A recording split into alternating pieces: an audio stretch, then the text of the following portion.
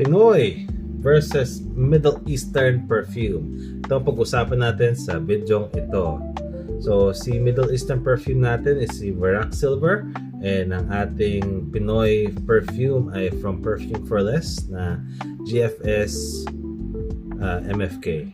MFK GFS. Okay, so yan. In terms of the price, si GFS ni Perfume for Less is around 300 pesos, and si Varac Silver naman is more than 1,500 pesos for a 100 ml bottle.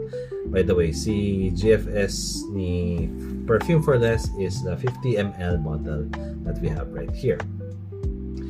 Okay, so in terms of the presentation, it depends on who's gonna look at it, but for me, I think gusto ko naman sila parehas, equivalent or equal in terms of the presentation, kasi nga itong si Perfume for Less na bote, very simple lang and napakatibay and presentable naman siya. If you put it on your shelf, ganda pa rin naman ang kanyang design. And one other thing is, meron siyang details ng kung ano yung perfume na nakasulat dito. Now, itong si Varac Silver naman, ang ganda rin ang kanyang design. Para siya may silver talaga sa harapan. And then, yung kanyang bottle is very simple and elegant at the same time. Now, what we can compare lang naman, since hindi ko pa ganong natetest to si Varac Silver in terms of performance, is the scent DNA ng dalawang to. Okay. Alright, spray natin sa kaliwa si Varac Silver, and then spray naman natin sa kanan natin itong si GFS ni Perfume for Less. Okay, so unahin natin si Varac Silver. Wow, grabe. Hindi ko alam kung ano yung difference ng dalawa. Sobrang parehas na parehas.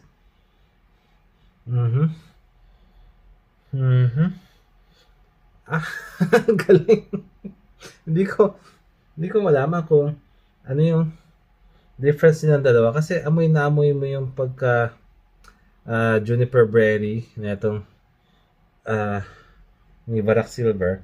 Tapos ganun din si Perfume for Less. Naamoy mo yung pagkanyang musk and amber and vanilla. Parehas na parehas. Amoy sampagita na pabango na hindi ko ma-differentiate talaga. Ang hirap.